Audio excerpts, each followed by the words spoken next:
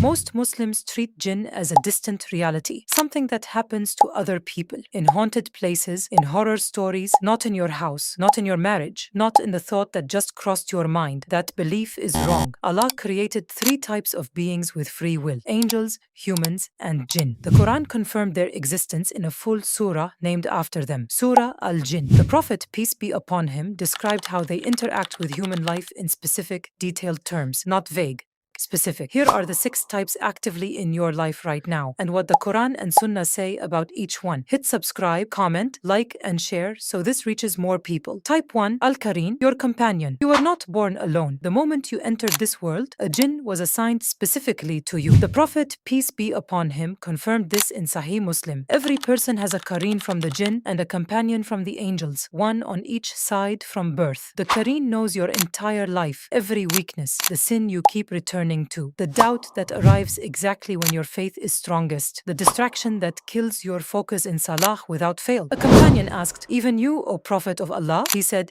"Even me, but Allah gave me power over mine until it became Muslim." The Qareen does not speak in words you hear out loud. It speaks in feelings, the sudden urge to scroll instead of pray, the thought that arrives from nowhere, the hesitation before a good deed that makes no rational sense. That is not always your own voice. Type 2, Shayatin, the army. These are the soldiers of Iblis. Their work is corruption, and they are organized. The Prophet, peace be upon him, said in Sahih Muslim that Iblis places his throne on the water and sends his forces across the earth. The most honored among them is the one who causes the greatest corruption. They report back. They compete for status in causing harm. They don't only target major sins, they target your salah. A shaitan named Khanzab specifically sits to your left during prayer and whispers memories, doubts, and distractions. The Prophet, peace be upon him, told us to spit lightly to the left 3 times and seek refuge in Allah from him by name. They sit between husband and wife. A single planted doubt about your spouse's intentions, watered slowly over months, can end a marriage. The Prophet, peace be upon him, said Iblis celebrates most when a marriage breaks apart. They don't need something dramatic from you. They need you to delay salah 5 minutes every single day for the rest of your life. Type 3, Jinn of the home. The Prophet, peace be upon him, instructed, say Bismillah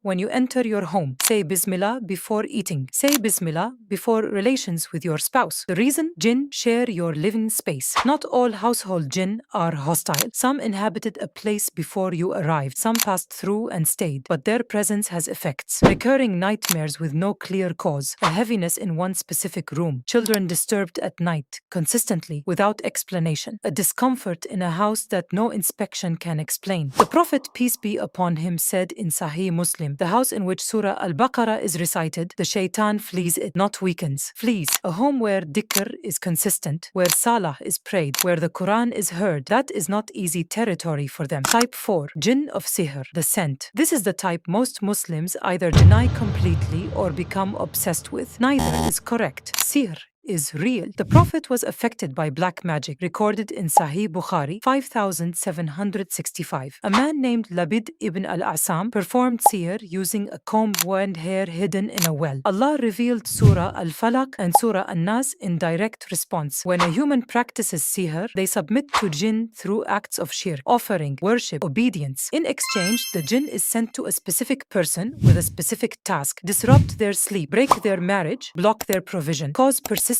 physical symptoms with no medical explanation. The protection: consistent Ruqyah, the morning and evening adhkar, Ayat al-Kursi before sleep. These are not suggestions. They are the Prophet's, peace be upon him, prescription. One warning: never go to those who claim to treat sihr using jinn themselves. That path multiplies the harm rather than removing it. Type 5, Jinn and Al-Ain, the envious ones. Al-Ain, the evil eye, is real. The Prophet, peace be upon him, said in Sahih Muslim, the evil eye is real, and if anything could overtake the decree, the evil eye would overtake it. Some scholars connect jinn to the mechanism of Al-Ain. When intense envy or admiration passes toward a person or their blessing without the protection of Bismillah and Mashallah, something transfers. Sudden physical weakness, disruption to something that was going well, illness that arrived without warning and stays without explanation. The protection is not complicated. The 3 calls, morning and evening. Saying Mashallah when you see something good in others or yourself. Ayat al-Kursi,